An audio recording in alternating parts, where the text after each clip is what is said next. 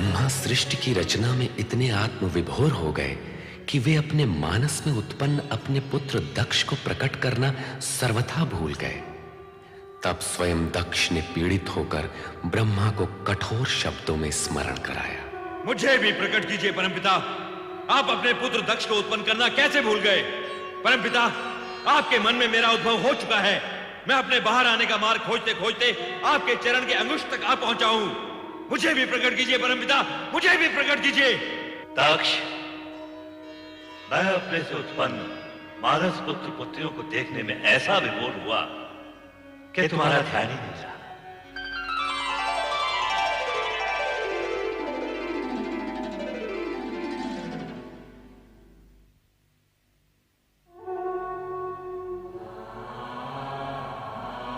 मेरे मानस पिता ब्रह्मा जी, मैं दक्ष प्रजापति सर्वप्रथम प्रकट होने का अधिकारी था, परंतु आपने मेरी उपेक्षा की। आपने ऐसा क्यों किया परमपिता? मैथुनी सृष्टि से प्रदुत्पत्ति का दायित्व सर्वप्रथम मनुष्य कृपा को पूर्ण करना है। अतएव तुम्हारा अंत में प्रकट होना उचित ही है। आप ही ने तो यह विधान निश्चित किया है परमपिता कि प्रजापति का पद सर्वप्रथम मुझे प्राप्त होगा। अवश्य हम उस विधान के अनुसार ही कार्य करेंगे, परंतु पदोत्पादक तथा प्रजापति का कर्तव्य तुम विवाह करके ही पूर्ण कर सकोगे। अर्थात आपके कहने का तात्पर्य क्या है परमपिता? पहले तुम्हारा विवाह प्रजापति वीरण की पुत्री वीरणी से होगा, तत्पश्चात ही तुम प्रजापति के लोग। जाओ, पहले ये कार्य पूर्ण करो। सोच क्या रहे हो पुत्र दक्ष, तुम तो प्रजापतियों के आदर्श बनने जा रहे हो। जाओ, अपना दायित्व पूर्ण करो, तुम्हारा कल्याण हो। जो आ गया परमपिता।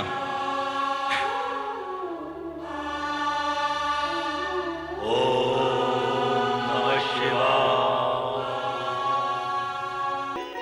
प्रजापति प्रजापालक महाराज वीरण अपनी कन्या सौभाग्य कांक्षिणी वीरिणी का हाथ दक्ष प्रजापति के हाथ में समर्पित करके पाणी ग्रहण विधि पूर्ण कीजिए। देवगुरु बृहस्पति जी की आज्ञा शिरोधार्य है।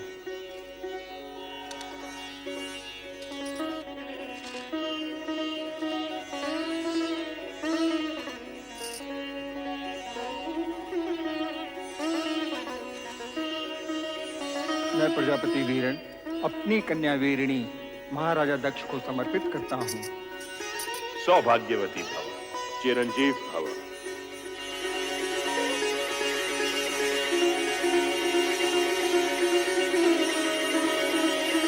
पुत्र दक्ष और पुत्र वधु वीरणी, अब धर्मानुसार आप दोनों पति पत्नी हो गए हैं।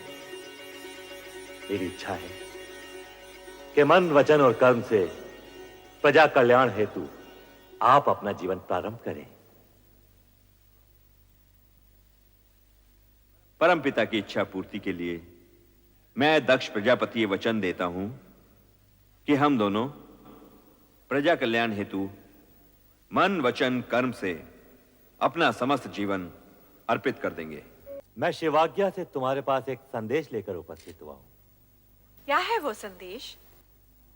तुम दोनों को आद्य शक्ति मां जगदंबे को पुत्री रूप में पाने के लिए तपस्या करनी होगी।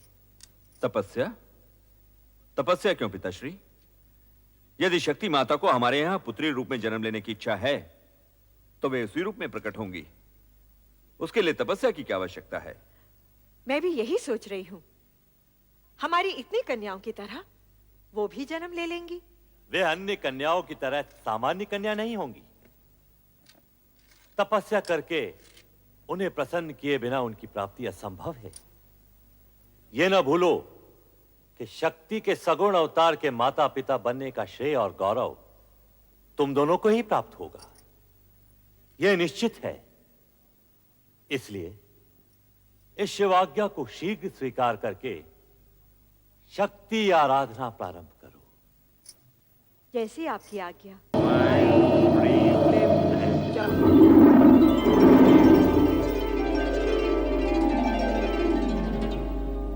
दक्ष प्रजापति महारानी वीरणी।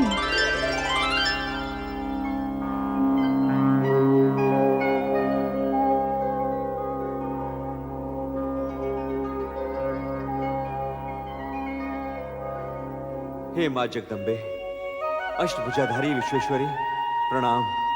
देवी शक्ति, आपके दर्शन पाकर हम धन्य हो गए। तुम्हारी भक्ति आराधना सफल हुई प्रजापति दक्ष। महारानी वीरणी, मैं तुमसे प्रसन्न हूँ। वर मांगो। मां, आप तो साक्षात शक्ति है मां जगदम्बे। परमपिता ब्रह्मा जी की प्रेरणा से, आपको पुत्री रूप में पाने की कामना से ही हमने ये तपस्या की है मां। हमारी ये कामना पूर्ण करें मां, हमारी ये कामना पूर्ण करें। मेरी कोख से जन्म लेकर हमें माता पिता होने का गौरव प्रदान करें, हमारी इच्छा पूर्ण करें। आदि शक्ति विश्वेश्वरी।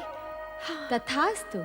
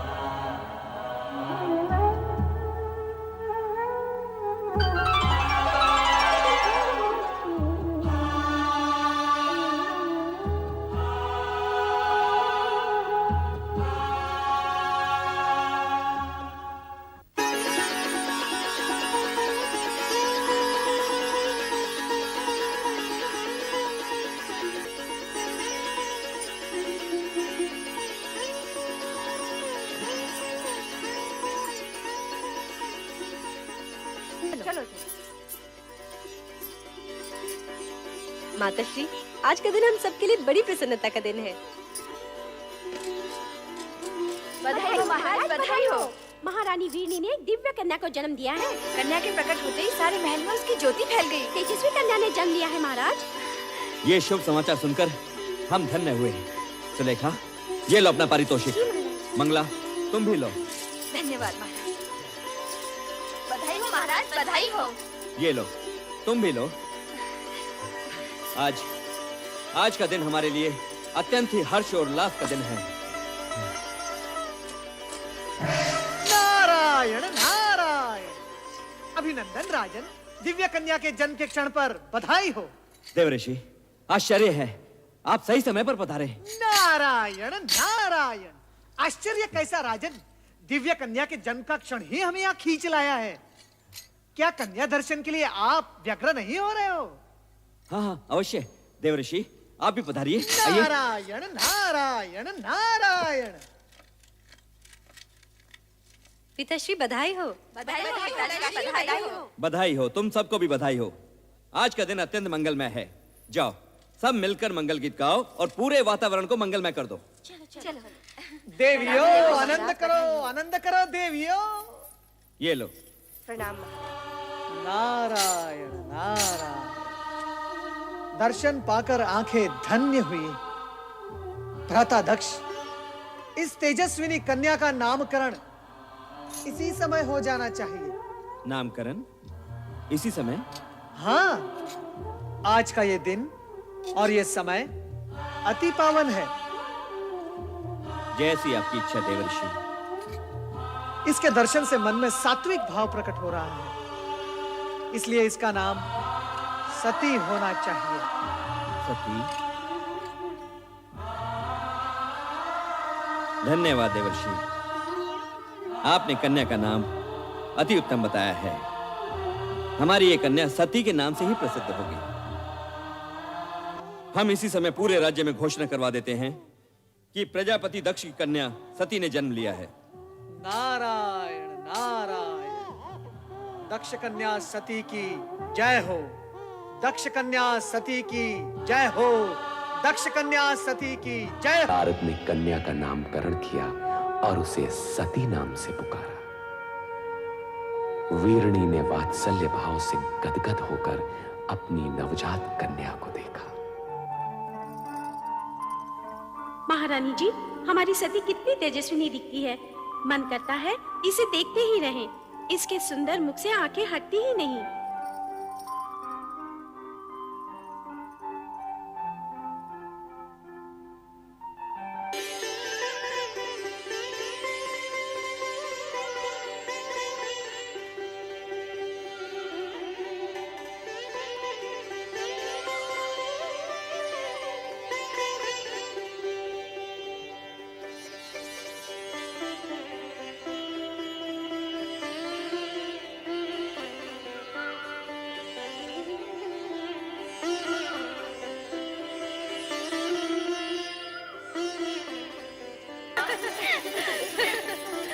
अरे अश्विनी, ये सती कहाँ है? तूने देखा है? नहीं तो पता नहीं कहाँ खोई रहती है आजकल। आओ देखिए कहाँ है। चलो चलो चलो।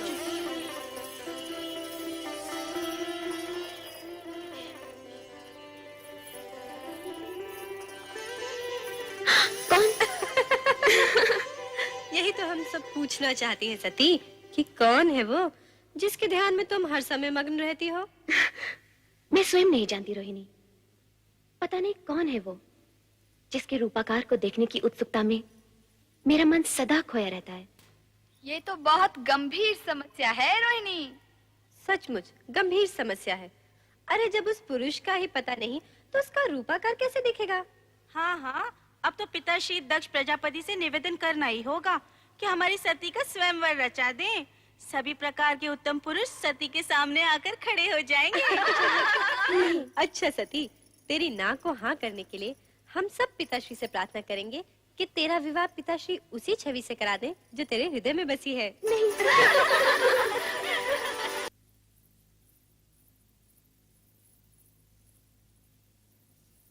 स्वामी, महारानी, राजकुमारी सती कहाँ है? वो शिव आराधना करने नदी तट पर गई है स्वामी। शिव आराधना? किसने कहा उसे शिव आराधना करने के लिए? शिव जी ने। वे सती के स्वप्न में आए थे। उस स्वप्न के बाद सती बदल सी गई है। ये नहीं हो सकता महारानी। दक्ष प्रजापति के होते हुए ये कदापि नहीं होगा। सती हमारी पुत्री है। उसके हिताहित के विषय में सोचना हमारा कर्तव्य है और सती के प्रति हम अपने कर्तव्य का पालन अवश्य करेंगे। ओम नमः शिवाय। ओम नमः शिवाय। ओम नमः शिवाय। ओम नमः शिवाय। ओम नमः शिवाय। पुत्री सती, पुत्री सती। प्रणाम पिताश्री। ये तुम क्या कर रही हो? पिताश्री, देवेश्वर शिव ने आज्ञा दी है कि मैं इसी प्रकार शिव आराधना करूं। वे मुझे शीघ्र ही मिलेंगे। कदापि नहीं, कदापि नहीं पुत्री। नमः शिवाय। ये ना भूलो कि तुम विशाल साम्राज्य के स्वामी दक्ष प्रजापति की राजकन्या हो। पिताश्री, मेरी यही आकांक्षा है कि देवेश्वर शिव के साथ मेरा मिलन शीघ्र ही हो और इसी मिलन को संभव बनाने के लिए परमात्मा शिव की आज्ञा अनुसार मैं ये पूजा कर रही हूँ। ओम नमः शिवाय। तनिक सोचो पुत्री, तनिक सोचो। उस विचित्र वेशधारी कैलाश निवासी से तुम्हारा विवाह कैसे संभव होगा? एक प्रजापालक नरेश होते हुए हम स्वयं अपनी पुत्री को एक वैरागी के हाथों कैसे सौंप सकते हैं? जो पूर्व निश्चित है उसे आप विफल कैसे कर सकते हैं? मेरा जन्म ही देवेश्वर शिव के चरणों की सेवा के लिए हुआ है पिताश्री। ये तुम्हारा भ्रम है सती। स्वप्न की बातें कभी सत्य नहीं हुआ करती। तुम जो कुछ भी कर रही हो वो तुम्हारे भ्रम का परिणाम है। छोड़ दो ये सब व्यर्थ की बातें। नहीं पिताश्री, देवेश्वर शिव के प्रति ऐसा असम्मान न दिखाइए। ये उचित नहीं होगा। उचित अनुचित के तर्क में उलझकर तुम अपनी अल्प बुद्धि का परिचय दे रही हो सती। ऐसा प्रतीत होता है कि तुम्हारा ये शिव आराधना का मोह भंग करने के लिए अब हमें ही कोई उपाय करना होगा और ये उपाय हम शीघ्र ही करेंगे। ओम नमः शिवाय। मैं तुम्हें एक नहीं अनेक बार समझा चुका हूँ कि सती को शिवाराधना साधना करने से रोको। उसे समझाओ महारानी कि वो अपने मन में शिव के प्रति इतनी निष्ठा भक्ति जगाकर अनर्थ ना करे। जो स्वयं अपने होने का अर्थ जानने के प्रयास में लगा हो, वो कोई अनर्थ कैसे कर सकता है? और रही बात सती को शिव की आराधना उपासना करने से रोकने की, तो स्वामी, आराधना, उपासना, निष्ठा, ये तो मन की भावनाएं होती हैं, और भावनाओं पर भला कोई कैसे अंकुश लगा सकता है? ये सब कहकर तुम हमारी अवज्ञा कर रही हो महारानी। मैं ऐसी धृष्टता कैसे कर सकती हूँ? धृष्टता नहीं तो ये हमारी आज्ञा का पालन भी नहीं। महारानी, माँ होने के नाते अपनी संतान का शुभ अशुभ सोचना तुम्हारा कर्तव्य है, तो पथभ्रष्ट होने पर उसे उचित मार्ग दिखाना तुम्हारा धर्म भी है। आप संभवतः उचित कह रहे हैं स्वामी, परंतु हमारी सती ना तो कोई अशुभ कार्य कर रही है और ना ही वो पथभ्रष्ट हुई है। वो वही कर रही है जो उसके ज्ञान के अनुसार उचित है। तुम्हारा तात्पर्य है कि सती इस योग्य हो गई है कि उसे ज्ञान अज्ञान का बोध होने लगा है? नहीं महारानी नहीं, तुम्हारी ये सब बातें बुद्धिमता का परिचय नहीं दे रही।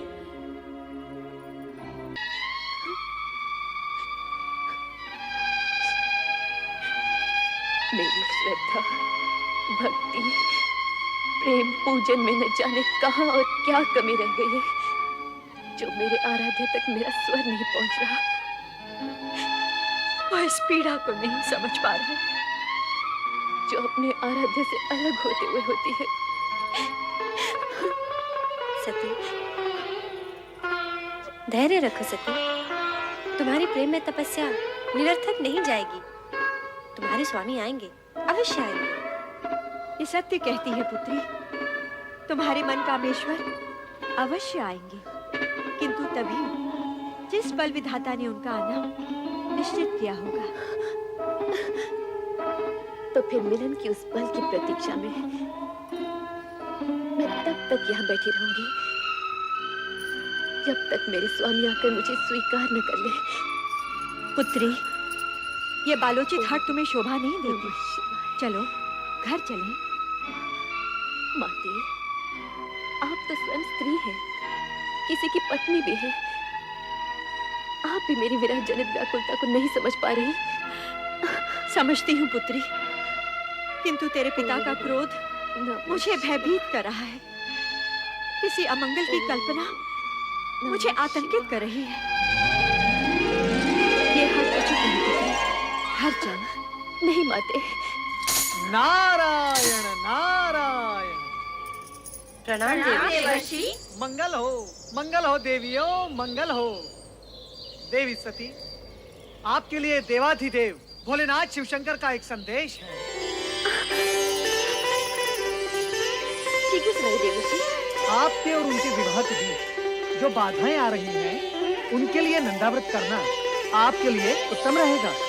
नंदाव्रत? हाँ, मनचाहा पति पाने की दिशा में नंदाव्रत एक सिद्ध उपाय है। यही महेश्वर का कथन है। देवियों, चाहे तो आप भी इसका प्रयोग कर सकती हैं। नारायण नारायण। शीघ्र बताइए ना देवर्षि, इस व्रत को करने का विधि विधान क्या है? तुम लोगों को ठिठोली सुन रही है और मेरे यहाँ प्राण जा रहे हैं। माते, कृपया आप घर के लिए प्रस्थान करें और इन नटखट बहनों को भी अपने संग ले जाएं। किंतु हमें भी तो व्रत की विधि सीखनी है ना माते? हमें भी तो सीखनी है। जैसी तुम्हारी इच्छा पुत्री। कल्याण हो। शीघ्र बताइए देवर्षि, व्रत की विधि क्या है? बताइए देवर्षि। नारायण नारायण। व्रत की बात शांति पूर्वक सुननी होगी। देवियों, इतनी उतावली मत बनो। मैं आपको व्रत की विधि अवश्य बताऊंगा, परंतु आप सबको मेरी एक बात माननी होगी। वो क्या देवर्षि? सबसे पहले देवी सती नंदाव्रत करेंगी और इनका व्रत पूर्ण होने तक आप सब इनकी हृदयपूर्वक सहायता करेंगे और व्रत की विधि का इन्हें स्मरण कराते रहेंगे, क्योंकि ये व्रत 1 वर्ष में पूर्ण होगा और 1 वर्ष तक तिथियों के अनुक्रम से विविध सामग्रियों से आपको भगवान महेश्वर का पूजन एवं स्मरण करना होगा। जागरण के साथ साथ उपवास भी करना होगा। अन्य विधियां आपकी बहनों को मैं अवगत करवा दूंगा, ये आपको स्मरण कराती रहेंगी। मुझ पर आपने जो उपकार किया है, उसके लिए मैं सदा आभारी रहूंगी देवर्षि।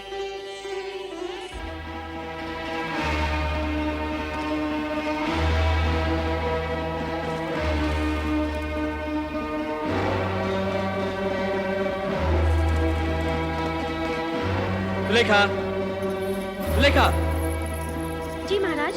तुम्हारी स्वामी कहाँ गई हैं? वो नदी स्नान को गई है महाराज। नदी स्नान? वो भी इस कुबेला में? नहीं नहीं, कदाचित वे राजकुमारी सती के साथ है। वो तो वहाँ नित्य जाती ही है ना। स्वामी ने आगे महाराज। ठीक है, तुम जा सकती हो। महारानी, सती कहाँ है? वो अपनी बहनों के साथ संध्या भ्रमण के लिए गई है। संध्या भ्रमण? हाँ। या नदी भ्रमण? हम सभी नदी तट पर थे, मैं, सती और उसकी बहनें। परंतु महारानी, मेरी अन्य पुत्रियां और तुम तो आ गई हो। सती को अकेली कहाँ छोड़ आई? मैं जानता हूँ महारानी कि सती वहाँ क्या कर रही होगी। वो वहाँ शिव नाम के खिलौने बनाकर उनके साथ खेल रही होगी।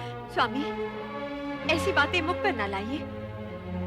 शिव के प्रति सती की भावना को खेल न कहिए। महारानी, ये माना कि सती की आयु अभी उचित अनुचित का भेद करना नहीं जानती, परंतु तुम उसे प्रोत्साहन दे रही हो। तुम उसे जानबूझकर ऐसी दिशा की ओर जाने की अनुमति दे रही हो जहाँ दुख ही दुख है, कांटे ही कांटे हैं। स्वामी, यदि आप उसके पिता हैं, तो मैं उसकी माता हूँ। मैंने 9 महीने उसे गर्भ में रखा है, पालन पोषण करके बड़ा किया है। क्या मैं अपनी पुत्री को सुखी देखना नहीं चाहती? महारानी, यदि ऐसा होता तो तुम स्वप्न में भी अपनी पुत्री के लिए ऐसे पति के विषय में ना सोचती जो गृहस्थ धर्म का पालन करना ही नहीं जानता, जो पर्वत श्रृंखलाओं पर बैठा भभूति रमाए बागंबर लपेटे अपने भयंकर गणों के साथ योगियों जैसा जीवन व्यतीत कर रहा हो। ठीक है महारानी, ठीक है। मैं अभी इसी समय सती को बलपूर्वक यहाँ ले आता हूँ। नहीं स्वामी, नहीं। मैं आपसे हाथ जोड़कर विनती करती हूँ, विधाता के लिखे को चुनौती मत दीजिए। सती की साधना भंग करके पाप के भागी मत बनिए। आपका ये एकमात्र पाप आपके जीवन भर के पुण्यों का फल आपसे छीन लेगा। आप चिंता छोड़िए स्वामी, और परिस्थितियों की नौका को समय की धारा में छोड़कर निश्चिंत हो जाइए और सती को उसकी आराधना करने दीजिए। स्वामी, सती को उसकी आराधना करने दीजिए।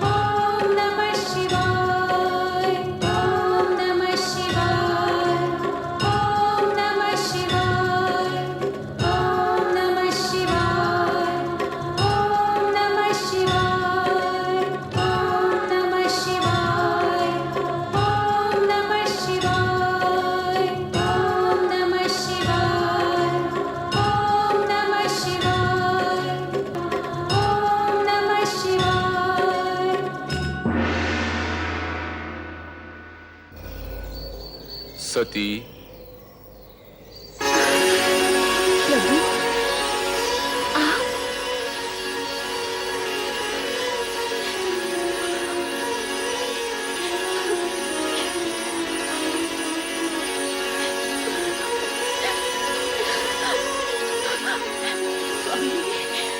स्वामी, मैं आपके दर्शन पाके धन्य हूँ।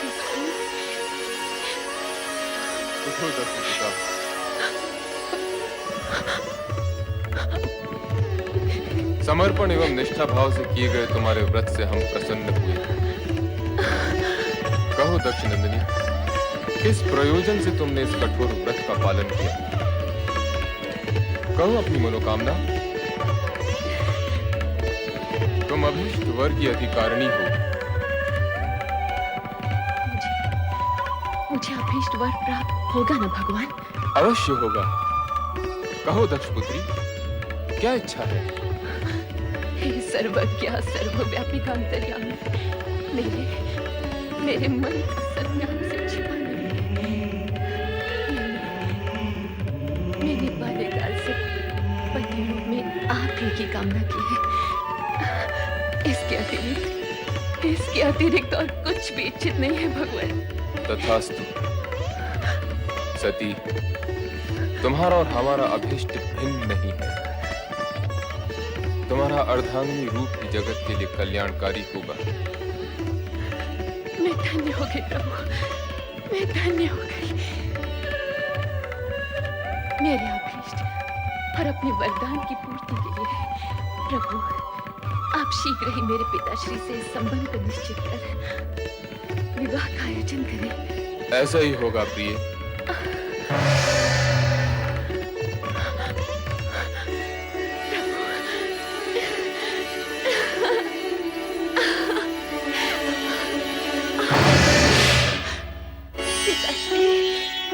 पिताश्री, मेरा व्रत सफल हो गया। पिताश्री, मेरी तपस्या सार्थक हुई।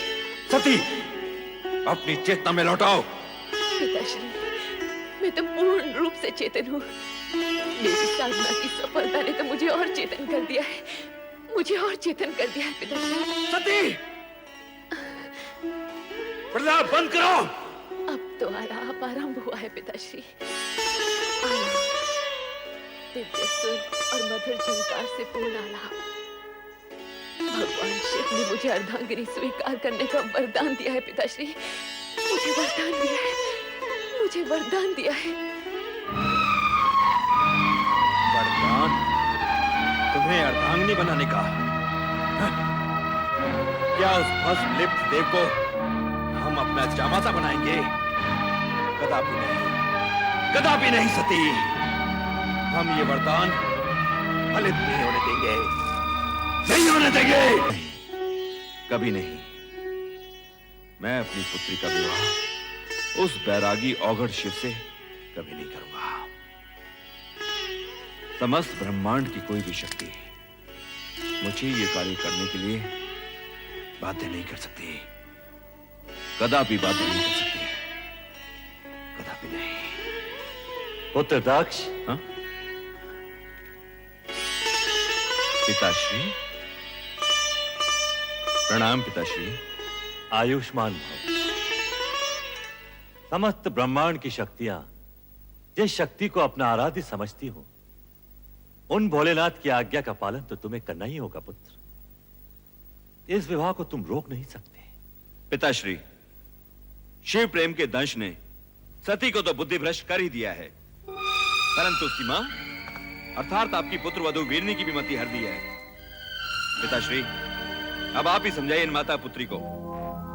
समझाने तो हम तुम्हें आए हैं पुत्र। इस विवाह में बाधक मत बनो, इसे हमारी भी आज्ञा समझो। ये आप कह रहे हैं पिताश्री? हाँ, ये हम कह रहे हैं। ये जानते हुए भी कि राजकुल में जन्मी पली बढ़ी आपकी पौत्री को इस विवाह से केवल कष्ट ही कष्ट होने वाले हैं। तुम्हारा ये सोचना सर्वथा अनुचित है दक्ष। तुम तो एक राजा, मात्र एक राजा।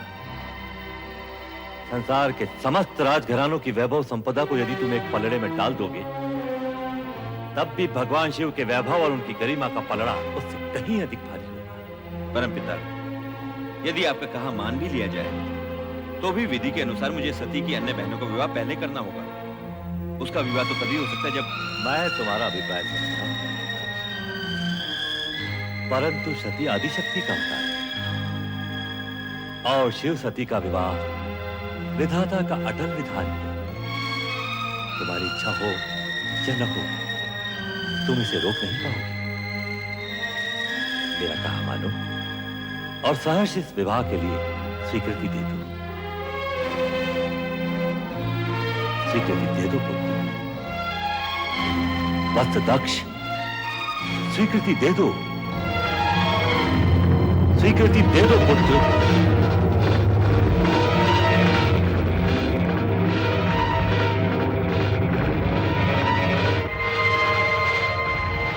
जैसी आपकी आज्ञा पिताश्री। सदा सुखी रहो पुत्र।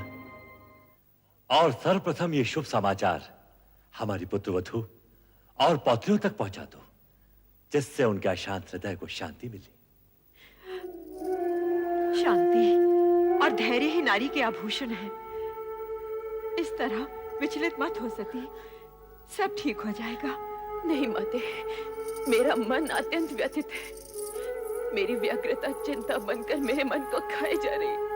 अरे सती, यूं मुंह लटकाए क्यों खड़े हो? नाचो गाओ, मोद बनाओ। पिताश्री ने तुम्हारी मन की इच्छा को स्वीकृति दे दी है और भगवान शंकर से तुम्हारे विवाह की घोषणा भी कर दी है। हाँ।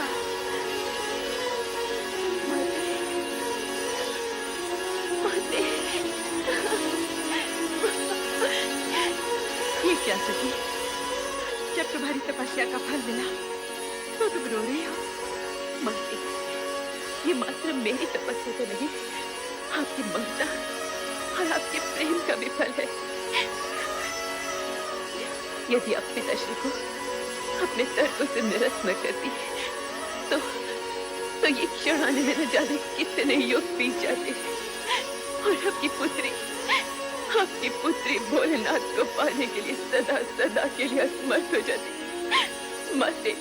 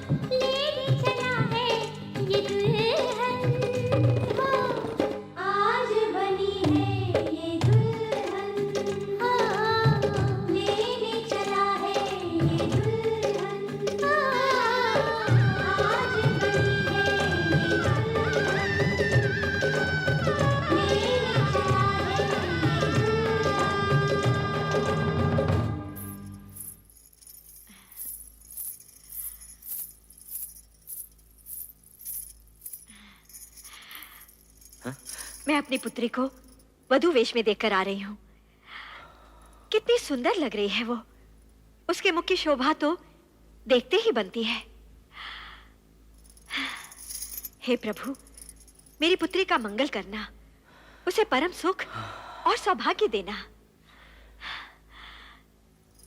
ये क्या, आपकी पुत्री का विवाह है और आप प्रसन्न नहीं? नहीं, कदापि नहीं, क्योंकि जो कुछ हो रहा है वो तुम्हारी और पिताश्री की इच्छा से हो रहा है। और मैं जानता हूं कि सती के मुख पर आज जो आभा है। बधाई हो महाराज दक्ष प्रजापति। पुत्री सती के वधू बनने की आपको बहुत बहुत बधाई हो। आज राजा दक्ष का वो स्वप्न पूरा हुआ है जो किसी कन्या के जन्म के साथ माता पिता के नयनों में जन्म लेता है। महाराज जी ने अपनी कन्या के लिए वर चुना भी तो कैसा, जिसका तीनों लोकों में कोई पर्याय नहीं। अति सुंदर, मनहर, निर्मल, निश्चल, भोले शंकर।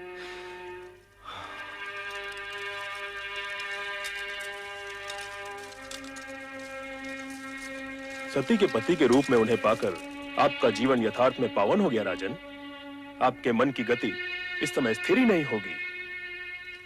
हाँ, हमारे मन की गति इस समय स्थिर नहीं है श्रीमान। किसी को कुछ भी उसकी अपेक्षा के विपरीत यदि मिल जाए तो उसके मन की गति स्थिर रह भी नहीं सकती। पुत्री को योग्य वर मिल जाए, उसका जीवन मन भावन पति के संग हर्षोल्लास से व्यतीत हो, हर माता पिता की यही कामना होती है राजन। नारायण नारायण। पिताश्री पिताश्री, बारात आ गई है। पधारिए पधारिए भ्राताश्री, पधारिए।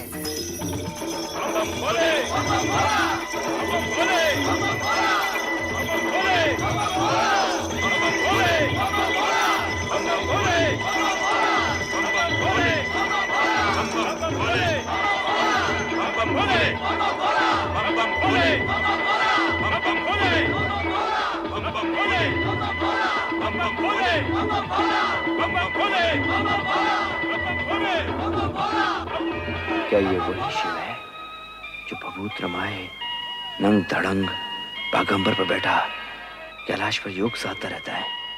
अरे तो किसी राजकुमार जैसा प्रतीत हो रहा है। ये सब कैसे हो गया? अवगढ़ शिव और राजकुमार। नारायण नारायण। भ्राताश्री किस सोच में पड़ गए? अभी तो आपने प्रभु का वो रूप देखा ही नहीं जिसके दर्शन पाकर आप धन्य हो जाओगे। नारायण नारायण।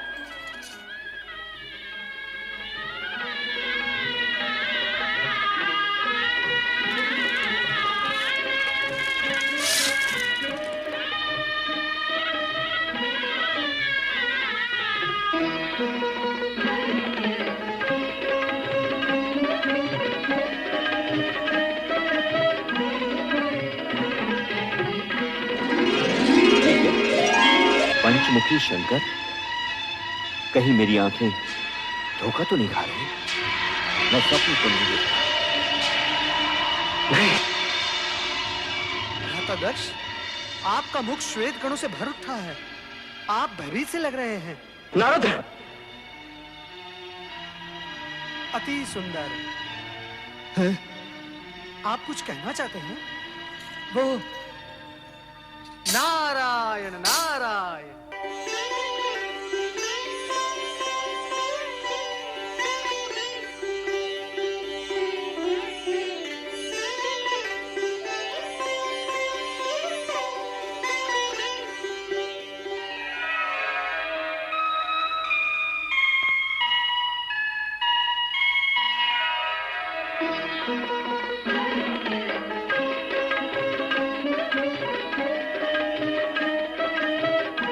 आइए, पधारिए।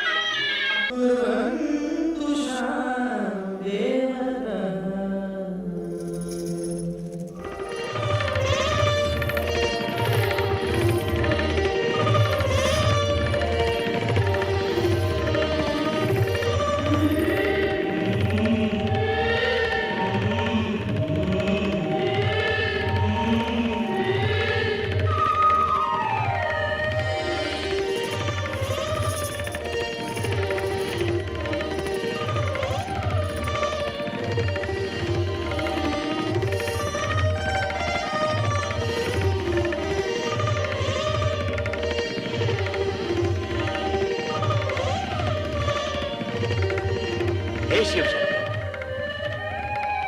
अब अपने शुभ हाथों से ये सौभाग्य सिंदूर सती की मांग में भरकर इसे सौभाग्यवती बनने का दिव्य रूप भी दे दीजिए।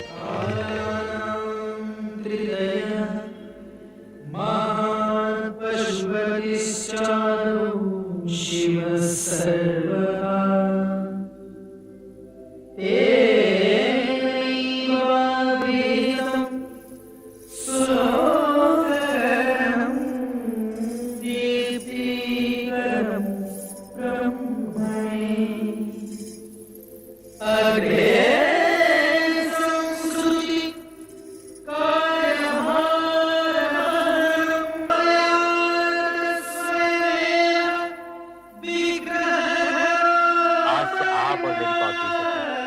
पति पत्नी हुए।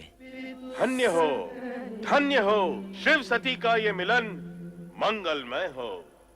बोलो शिव सती की जय, शिव सती की जय, शिव सती की जय।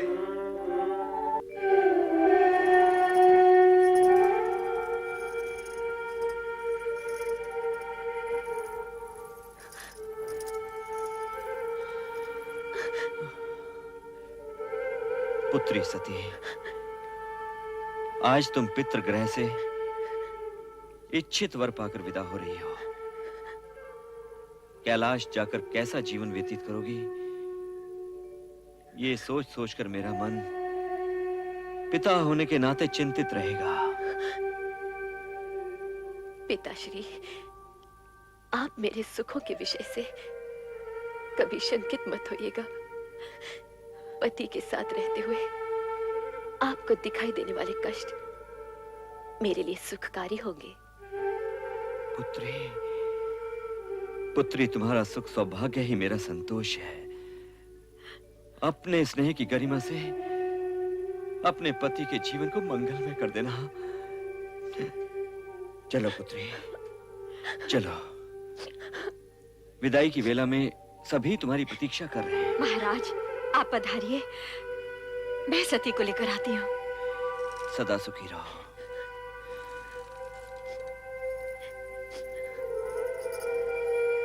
बहन, तुम्हारी मनोकामना पूर्ण हुई, इसका हमें हर्ष है, किंतु तुम्हारे वियोग का दुख भी है। कैलाश जाके हमें भूल न जाना। रोहिणी, रोहिणी, तुम तो सभी सदा मेरे मन में रहोगी। तेरे बिना ये प्रांगण बहुत सूना सूना लगेगा सती।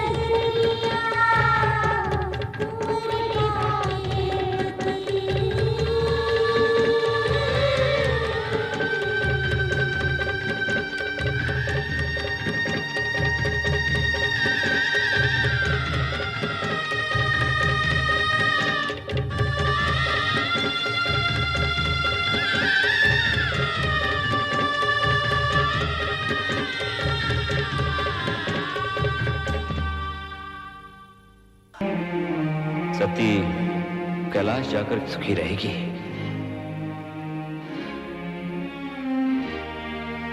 कदापि नहीं। इस राजमहल का वैभव, ऐश्वर्य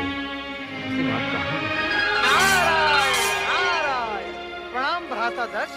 प्रणाम देवर्षि। कैसे आगमन हुआ? बस आपकी कुशल मंगल पूछने चला आया। क्या बात है भ्राता दक्ष, आप कुछ चिंतित प्रतीत हो रहे हैं। चिंतित? देवर्षि, चिंता का तो कोई कारण ही नहीं है। भ्राता दक्ष, एक पिता जो अपनी इच्छा के विरुद्ध अपनी पुत्री का हाथ किसी को सौंप देता है, उसका चिंतित होना स्वाभाविक ही है। परंतु आप निश्चिंत रहें। आपकी पुत्री सती के विवाह उपरांत हिमालय पहुंचने के बाद वहां पर चारों ओर आनंद आनंद व्याप्त हो गया। क्या बात है, आपको मेरे कथन पर विश्वास नहीं है? नहीं नहीं देवर्षि, आपकी बात पर अविश्वास का तो प्रश्न ही नहीं उठता। तो फिर आपके मुख पर ये विषाद की रेखाएं क्यों हैं? देवर्षि, यदि मैं ये मान भी लूं कि आपका कथन सत्य है, तो मैं ये सोच रहा हूं कि ये आनंद कितनी देर तक टिक पाएगा। नारायण नारायण, मैं आपका अभिप्राय समझा नहीं। देवर्षि, विवाह के बाद कुछ दिनों तक सती अपने उस औघड़ भभूतधारी पति के साथ आनंद मनाएगी, परंतु जब कैलाश में गिरते हुए हिमकणों के थपेड़े सहेगी, तो उसे हमारे इस राजमहल में बिताए हुए सुख का स्मरण होगा, और तब वो पछताएगी। यही कहना चाहते हैं ना भ्राताश्री? ये आपका भ्रम है, ऐसा हो ही नहीं सकता, असंभव है ये। सती तो शिव की जन्म जन्म से जीवन संगीनी है। शिव के होते हुए सती को पश्चाताप हो ही नहीं सकता। उसके जीवन में दिन प्रतिदिन सुख की वृद्धि होगी। शिव सती का साथ ही आनंद की सृष्टि करता है। नारायण नारायण, क्या मुझसे कोई अपराध हुआ है भ्राताश्री, जो आप मुझे रुष्ट होकर देख रहे हैं? कहीं शिव ने लिखा पढ़ाकर तो नहीं तुझे मेरे पास भेजा है? नारायण नारायण, शिव के प्रति ऐसी अपमानजनक भाषा में सुन नहीं सकता भ्राताश्री। मैं स्वयं अपनी इच्छा से यहाँ आया हूँ आपको वो शुभ संदेश सुनाने। अब मैं जा रहा हूँ। नारायण ना। इतनी सी बात का इतना बुरा मान गए देवर्षि? हमने तो तुम्हें शिव के बारे में कुछ नहीं कहा, परंतु कहना चाहें तो हम भी बहुत कुछ कह सकते हैं। नारायण नारायण, आप बहुत कुछ कह सकते हैं, परंतु मैं कुछ सुनना नहीं चाहता। भगवान शिव आपका कल्याण करे। नारायण नारायण। योगी जन करते हैं। नारायण नारायण। हे महेश्वर, माता सती, नारद का प्रणाम स्वीकार हो। आओ नारद, अधिक समय के पश्चात दर्शन किए। हे महेश्वर, क्षमा कीजिए, आपकी इच्छा के बिना मैं आपके दर्शन के लिए कैसे आ सकता हूँ? अब बताओ, यहाँ किस विशेष उद्देश्य से पधारे हो? महेश्वर, इस समय तो मैं परमपिता ब्रह्मा जी का दूत बनकर आया हूँ। नारायण नारायण। ब्रह्मदेव की दूत? हाँ माता, परमपिता ब्रह्मा जी ने निश्चय किया है कि समुद्र मंथन से होने वाले प्रदूषण से मुक्ति हेतु एक महायज्ञ का आयोजन किया जाए। अति उत्तम विचार है ब्रह्मदेवता। कहाँ होने जा रहा है ये महान यज्ञ? प्रयाग की धर्म भूमि पर परमपिता ब्रह्मा जी ने यज्ञ हेतु आपको सादर निमंत्रण भेजा है।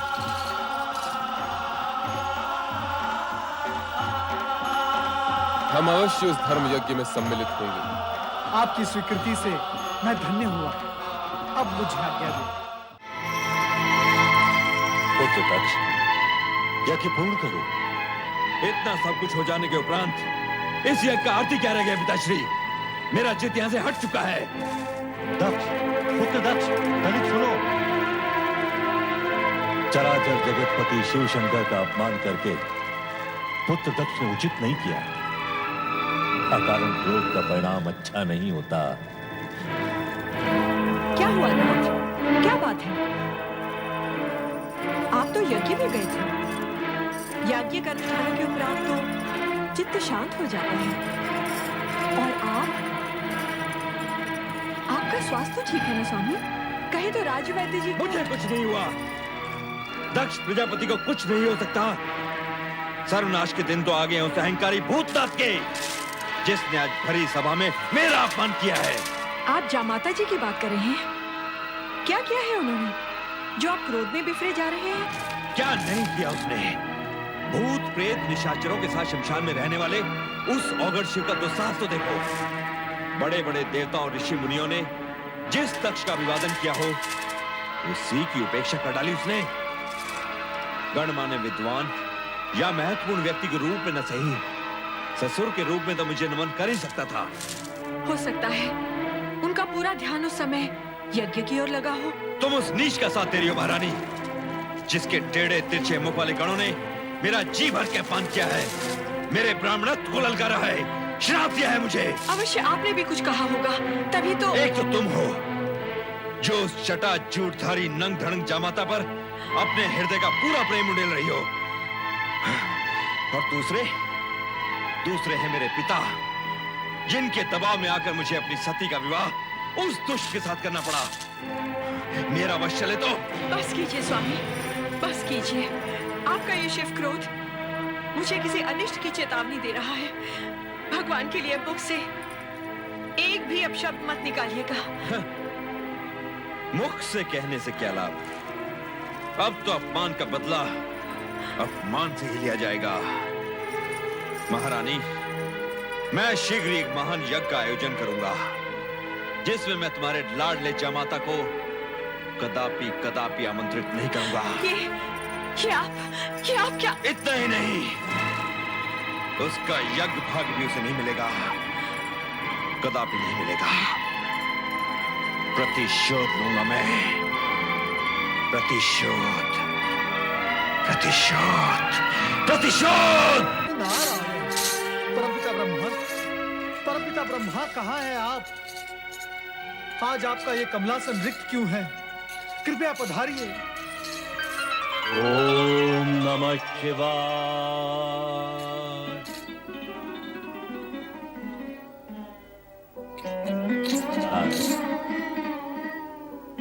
प्रणाम परमपिता। क्या बात है, तुम इतने व्यग्र क्यों हो रहे हो? आश्चर्य तो इसी बात का है कि आप व्यग्र नहीं हैं। आपके द्वारा आयोजित प्रयाग यज्ञ में इतना बड़ा अपमान और शापकांड हुआ और आप शांत हैं? और परमपिता, आप मुझे ये बताएं कि आप अपना आसन छोड़कर कहां चले गए थे? किसी अनिष्ट की आशंका से बचने के लिए एकांत में चिंतन कर रहा था नारद। परमपिता, आपका ये कमलासन चिंतन का ही तो केंद्र है। चिंतन के लिए यहाँ से अदृश्य होने का प्रयोजन? ये तो मैं तुम्हारी पुकार पर चला आया, अन्यथा मुझे यहाँ से कुछ समय के लिए अदृश्य रहना था। परमपिता, इसका कारण? पहले मेरे इस प्रश्न का उत्तर दो कि तुम स्वयं प्रयाग यज्ञ के संदेशवाहक होकर भी प्रयाग यज्ञ में उपस्थित क्यों नहीं हुए? नारायण नारायण। परमपिता, आप मेरी विवशता समझ सकते हैं। श्री हरि विष्णु ने जब यह आशंका व्यक्त की कि उस यज्ञ में कुछ अनिष्ट होने जा रहा है, तो उनकी आज्ञा अनुसार मैं वहां उपस्थित नहीं हुआ। परमपिता, अब आप ही बताएं कि भगवान शिवशंकर का अपमान मैं कैसे देख सकता था? आप समझा। परमपिता, एक बात मेरी समझ में नहीं आई। कौन सी बात? आपने भ्राता दक्ष को भगवान शिवशंकर का अपमान करने से रोका क्यों नहीं? इस हेतु कि वो भभूतधारी औगड़नाथ अपमान और शाप के योग्य ही है। नारायण नारायण। ऐसा अशुभ बोलकर अपने सर्वनाश को आमंत्रण न दो भ्राता दक्ष। सर्वनाश? सर्वनाश तो उसी का होगा जो सर्वनाश के योग्य है। हम दक्ष प्रजापति हैं, सारी प्रजा के पालन करता। हमारा अपमान करने वाले को अपमान का दंड भुगतना ही होगा नारद। दक्ष, क्रोध के आवेश में आकर तुमने यज्ञ भूमि में जो अनर्थ कर डाला, उसका तुम्हें तनिक भी दुख नहीं है। अब यहाँ क्या करने आए? परमपिता, हम यहाँ आए दक्ष यज्ञ के निमंत्रण हेतु। दक्ष यज्ञ? कैसा दक्ष यज्ञ? परमपिता, आपने अपना वो यज्ञ हमसे बलपूर्वक पूर्ण करवाया, उससे हम संतुष्ट नहीं हैं। इस कारण हमने निश्चय किया है कि दक्ष भूमि कनखल में एक महान यज्ञ का आयोजन किया जाए। नारायण नारायण। इस यज्ञ का प्रयोजन? नारद, ये आवश्यक तो नहीं कि हम तुम्हारे हर प्रश्न का उत्तर दें, परंतु यदि आयोजन का कारण जानना ही है तो सुनो। दक्ष यज्ञ का आयोजन करके हम शिव को सदा सदा के लिए सभी यज्ञों से बहिष्कृत कर देंगे। हम इस यज्ञ के द्वारा शिव से अपने अपमान का प्रतिशोध लेंगे। दक्ष, शिव तो साक्षात परम ब्रह्म है, तुम उन्हें क्या बहिष्कृत करोगे? ऐसा अनुचित विचार भी अपने मन से निकाल दो। हमारा ये विचार ही नहीं, अटल निश्चय है परमपिता। हम अभी अभी श्री हरि विष्णु को निमंत्रण देकर आ रहे हैं और हमने उन्हें ये शपथ दिलाई है कि उन्हें हमारे इस यज्ञ में सम्मिलित होना ही होगा, जिसमें कैलाशपति शिव का कोई स्थान नहीं होगा परमपिता। नारायण नारायण, भगवान शिव महेश्वर होने के साथ साथ आपके जमाता है और आपकी पुत्री सती के पति भी। उन्हें आप यज्ञ से बहिष्कृत कैसे कर सकते हैं? तुम चुप रहो नारद। हाँ? हमने शिव को इस यज्ञ से ही नहीं, अपने जीवन से भी बहिष्कृत कर दिया है। पिताश्री, आप समय से पूर्व यज्ञ में पहुंचकर पूरी व्यवस्था का संचालन कीजिए, हम यही कहने आए हैं। प्रणाम पिताश्री। कैलाश जाऊंगी, मैं ये अन्याय कदापि नहीं होने दूंगी, कदापि नहीं। ये हम क्या सुन रहे हैं महारानी? तुम हमारी इच्छा के विरुद्ध कैलाश जाओगी? हमारी पुत्री सती और जमाता शिव इस यज्ञ से वंचित रहे, ये मैं नहीं देख सकती। यदि आप निमंत्रण नहीं भेजते तो मुझे स्वयं वहां जाना होगा और मैं अवश्य जाऊंगी। महारानी, हमारी आज्ञा के उल्लंघन का परिणाम जानती हो। हमारा क्रोध तुम्हें इसी समय जलाकर भस्म कर सकता है। हमारी बेटी सती और शिव के साथ के संबंधों को भस्म करने से पहले आप मुझे भस्म कर दें। यदि आपका क्रोध शांत नहीं हो सकता तो क्या अर्थ है इस यज्ञ का? क्यों कर रहे हैं आप ये यज्ञ? हम संसार के सबसे बड़े सत्ताधारी हैं, हम जो चाहे वो कर सकते हैं। हमारे अधिकारों को चुनौती देने वाली तुम होती कौन हो? नारायण नारायण, शांत हो जाइए भ्राताध्यक्ष। आपका क्रोध जग प्रसिद्ध है, परंतु यज्ञ करने वाले को क्रोध करना शोभा नहीं देता। नारद, तुम यहाँ भी चले आए? नारायण नारायण, मैं तो बिना निमंत्रण के ही हर कहीं पहुंच जाता हूँ भ्राताध्यक्ष। इसके लिए न आश्चर्य की आवश्यकता है न क्रोध की। देवर जी, देख रहे हैं ना इनका हठ।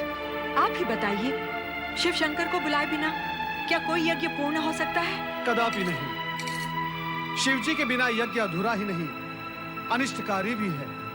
भ्राताध्यक्ष, इसीलिए मैं आपको यहाँ सावधान करने के लिए आया हूँ। या तो शिवसती को निमंत्रण भेजिए या इस यज्ञ का विचार ही त्याग दीजिए। ऐसे शिव विहीन यज्ञ से किसी का कोई भला नहीं होने वाला। ये यज्ञ होगा और शिव सती के बिना होगा, ये हमारा निश्चय है और हम अपने अटल निश्चय को कदापि नहीं बदलेंगे। नारद जी की बात मान लीजिए, शिव सती को आमंत्रण भेज दीजिए स्वामी, अभी भी देर नहीं हुई है। यदि आपको शिव जी के पास कैलाश जाना स्वीकार नहीं है तो मैं चला जाऊंगा आपका भाई होने के नाते। भावज वीरणी की बात मान लीजिए भ्राता। एक तो तुम बिना बुलाए हमारा क्रोध जगाने यहाँ चले आए हो, दूसरे यज्ञ में हस्तक्षेप करने का साहस कर रहे हो। नारद, हम कहते हैं चले जाओ यहाँ से, चले जाओ। आप ये क्या कर रहे हैं स्वामी? देवर्षि नारद आपके भ्राता होने के साथ साथ सबके पूज्य भी हैं। नारायण नारायण, विनाश काले विपरीत बुद्धि। किसी ने ठीक ही कहा है, जब विनाश समीप आता है तो बुद्धि भी विपरीत हो जाती है। अब मैं ना आपके इस महल में आऊंगा, ना आपके उस अनिष्टकारी यज्ञ में। भावज वीरणी, अब आज्ञा दीजिए। भगवान भोलेनाथ आपका कल्याण करेंगे। नारायण नारायण।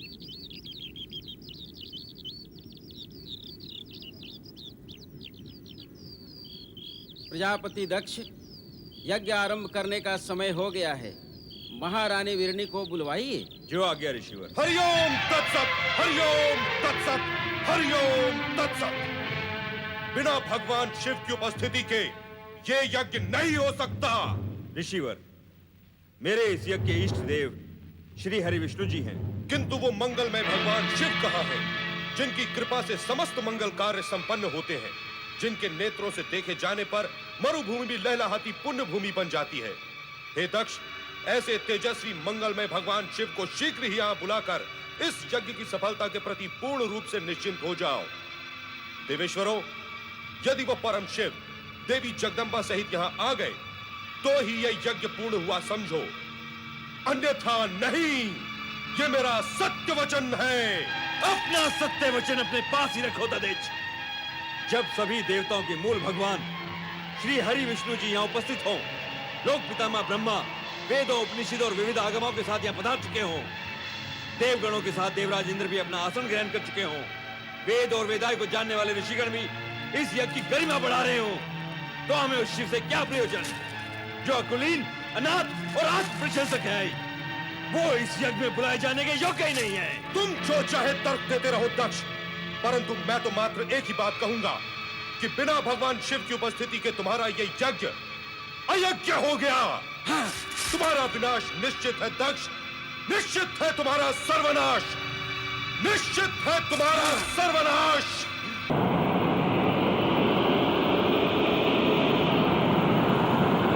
ओम पराय परमात्मने स्वाहा। ओम पराय परमात्मने स्वाहा।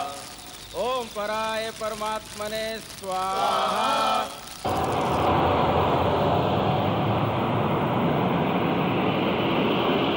ओम पराय परमात्मने स्वाहा।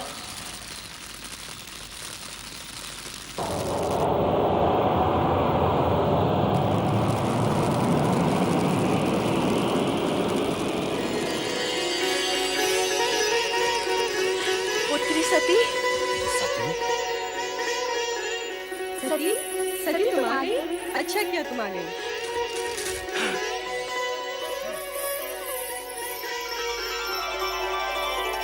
पुत्री सती, पुत्री सती, तुम आ गई। ये तुमने बहुत अच्छा किया। जब से तुम्हारी सब बहनें आई हैं, तब से मैं तुम्हारा ही स्मरण किए जा रही हूँ। आओ, यज्ञ आरंभ हो चुका है। आओ। मैं यज्ञ में सम्मिलित हो नहीं, ये पूछने आई हूँ कि मेरे स्वामी शिव शंकर को इस आयोजन के निमित्त आमंत्रित क्यों नहीं किया गया। पुत्री,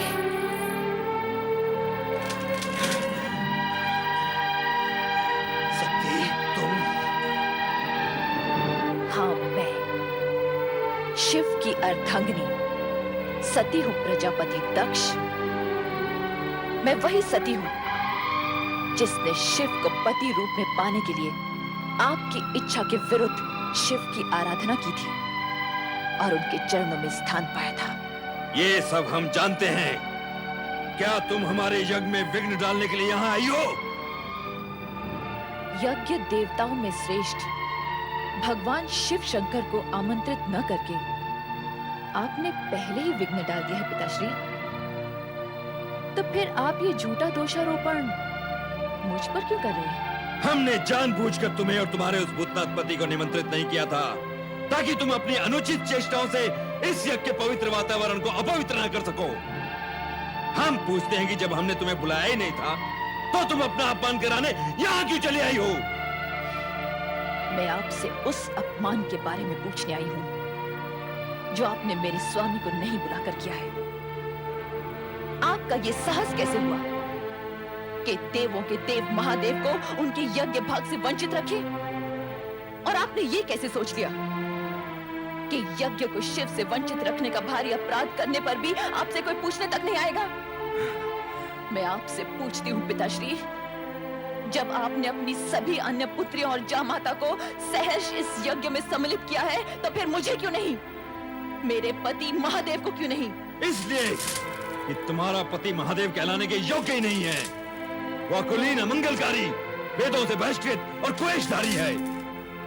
भूत पिशाचों के स्वामी उस भूतनाथ के साथ हमने तुम्हारा विवाह अपने पिता ब्रह्मा के दबाव में आकर किया था और उसके लिए हम आज तक पछता रहे हैं सती, आज तक पछता रहे हैं। हाँ, जब तुम बिना बुलाए यहाँ चली आई हो तो इस यज्ञ में भाग लेकर अपने पति का यज्ञ भाग भी प्राप्त करो। बैठो सती। पिताश्री, अब भी कुछ नहीं बिगड़ा है।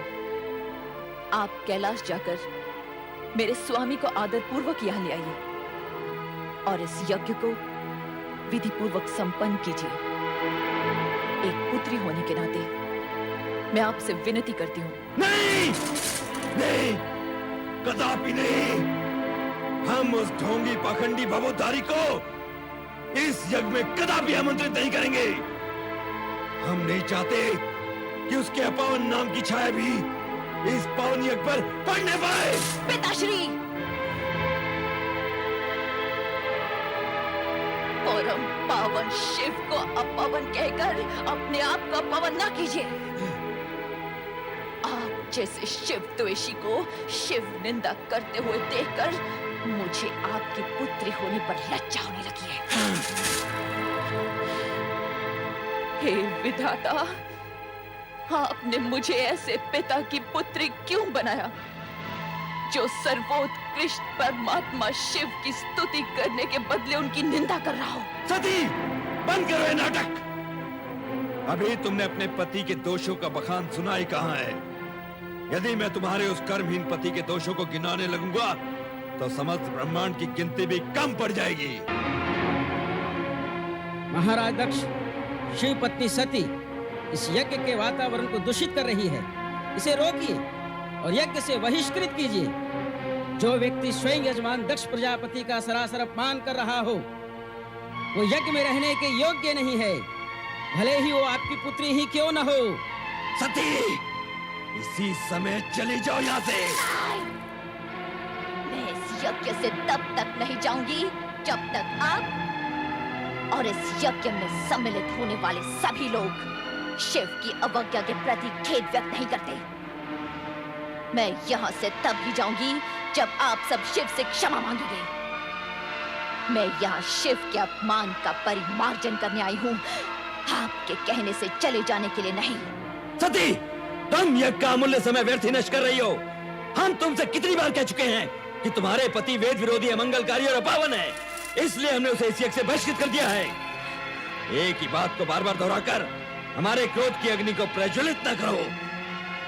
या तो चुपचाप यज्ञ में भाग लो, अन्यथा चले जाओ यहाँ से, चले जाओ। दक्ष प्रजापति, आप मेरे पिता हैं। तनिक इतना तो सोचिए कि अपने पति के अपमान का परिमार्जन न कर पाने पर आपकी ये पुत्री शिव को क्या मुंह दिखाएगी? क्या मैं कैलाश लौटकर शिव से ये कहूंगी कि मैं आपकी निंदा सुनने वहां गई थी? शिव निंदा सुनने वाला भी शिव निंदा करने के समान नरक का पात्र होता है। तो जहां जाना है चली जाओ, तुम्हें रोका किसने है? किंतु एक बात अच्छी तरह समझ लो सती, जिस शिव ने हमारा सरासर अपमान किया है, उसी शिव से अपने अपमान का प्रतिशोध लेने के लिए हमने इस महायज्ञ का आयोजन किया है। और सुनना है तो सुनो, अब शिव मेरे लिए सदा सदा के लिए बहिष्कृत है। वो भूतनाथ, शमशान में पड़े रहने वाला घोरी, नंग धड़ंग अवधूत,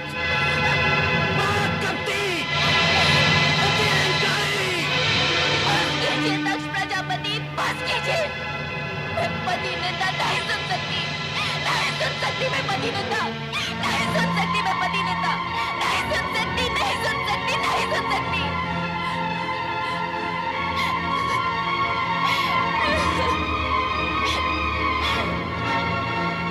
मेरे स्वामी, आपने मुझे न आने के लिए कितना समझाया,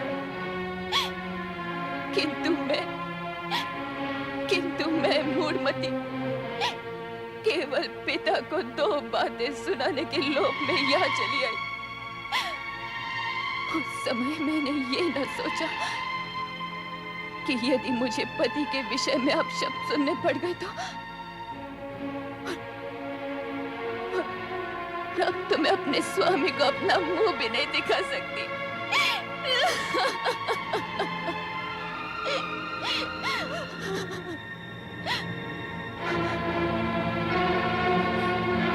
जिस स्थान पर मुझे अपने पति की इतनी निंदा सुननी पड़ी, वहीं के वहीं मैं अपने मैं अपने इस देह का त्याग कर दूंगी।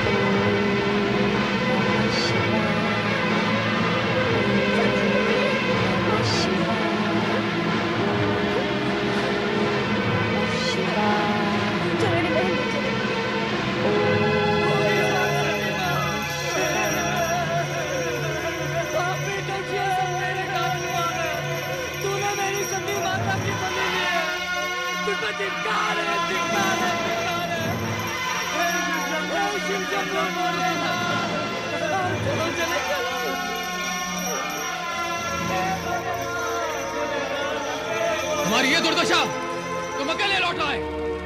देवी सती कहाँ है? देवी सती कहाँ है? देवी सती कहाँ है?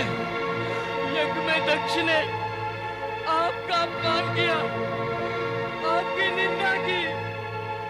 ये सुनकर माता सती ने ये कहा कि उनको जीवित रहने का कोई अधिकार नहीं, और ये कहा कि आपको अपना मुख दिखलाने का भी कोई अधिकार नहीं, और ये कहते कहते आत्मदाह कर लिया। नहीं, नहीं, नहीं!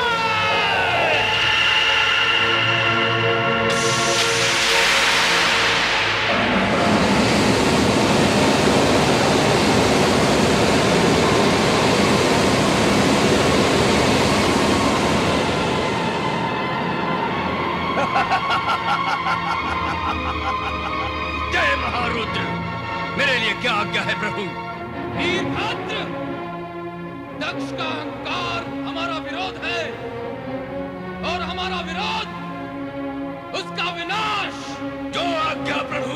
जाओ उस यज्ञ को भ्रष्ट कर डालो, और जो भी तुम्हारा विरोध करे उसे भी भस्म करने में संकोच न करना।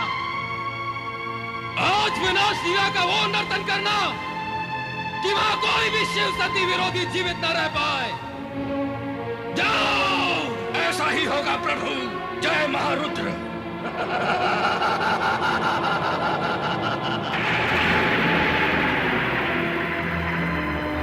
रे दुराचारी दक्ष, तेरे इस यज्ञ का विनाश हो जाएगा। तुझ पर दुर्भाग्य और विपत्तियों का आक्रमण होगा, और उससे तेरी रक्षा करने का किसी ने प्रयत्न भी किया तो उसका अंत निश्चित है। कुछ ही समय में यहाँ विनाश का तांडव होने वाला है। विनाश का तांडव होने वाला है। विनाश का तांडव होने वाला है।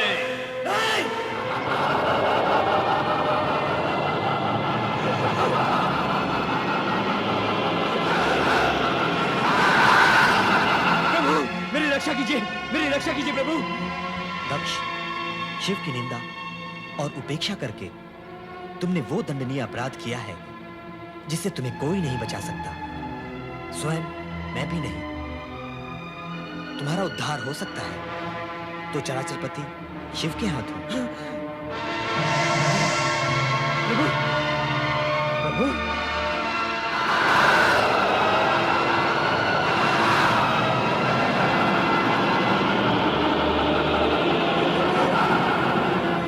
महर्षि प्रभु, अब इस संकट से आप मुझे उबारिए। मेरी सहायता कीजिए ऋषिवर, मेरी सहायता कीजिए। अपहताः शूराः रक्षांसि वेदी सदा।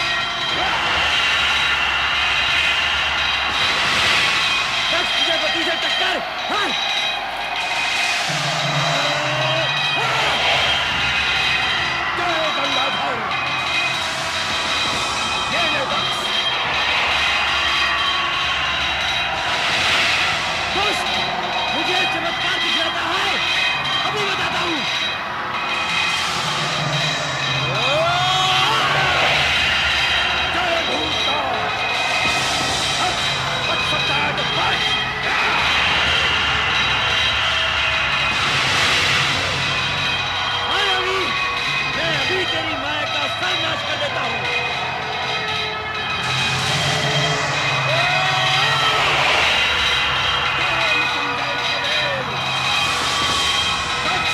संभाल अपने आप को।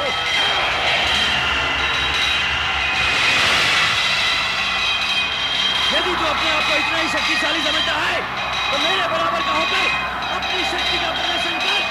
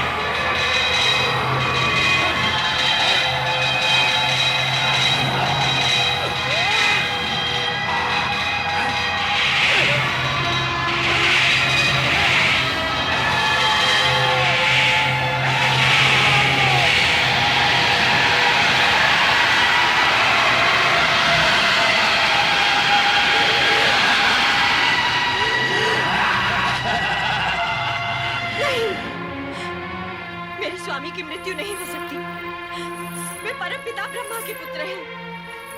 उनकी मृत्यु नहीं हो सकती। उनकी मृत्यु असंभव है। तुम हे चराचरपति, सम्राट शिव शंकर, कृपा सागर, मैं वो दुर्भाग्यशाली स्त्री हूँ जिसने एक हाथ से अपनी पुत्री सती को खो दिया है और अब दूसरे हाथ से उस पति को खोने जा रही हूँ जिसका सिर विहीन शरीर तड़पता देखकर मुझ पर हर पल मृत्यु का पल होकर टूटता है। ये जानते हुए कि जो भी हुआ है उसके उत्तरदायी मेरे पति ही हैं। मुझे ये कहने का अधिकार नहीं कि मेरे पति को उन कष्टों से मुक्त कर दो और जीवन दान दो, किंतु इतना अवश्य कहूंगी कि उनके कष्टों का अंत कर दो। उनके कष्टों का अंत कर दो।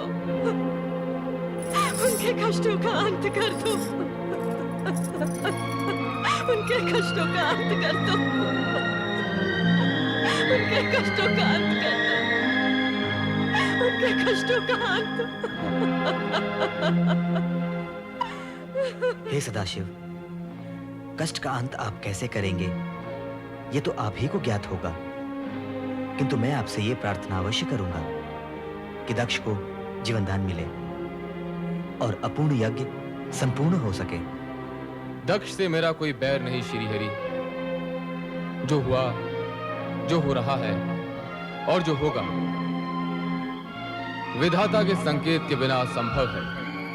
अस्तु, आप सबकी इच्छा का सम्मान करते हुए मैं दक्ष को अवश्य जीवन दान दूंगा, अवश्य।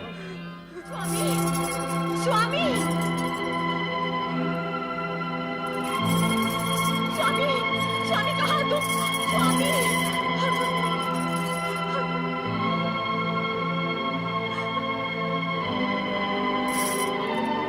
स्वामी ये क्या हो गया? ये क्या हो गया स्वामी? स्वामी, प्रभु कृपा कीजिए, कृपा कीजिए भोलेनाथ, कृपा कीजिए। प्रजापति दक्ष वृथा अभिमान से उपजे अपने भयंकर अपराधों का दंड तुम्हें मिल गया है। अब अपने अपूर्ण यज्ञ को पूर्ण करने के लिए तुम्हें अजामुख बनाकर नया जन्म दिया जा रहा है। तुम्हें यह मुख देने के पीछे तात्पर्य है कि इसे देखकर संसार वासियों को तुम्हारे कर्म सदा के लिए याद रहेंगे और वे अपने आप को ऐसे कर्मों से दूर रखने का प्रयत्न करेंगे। कल्याण भवतु।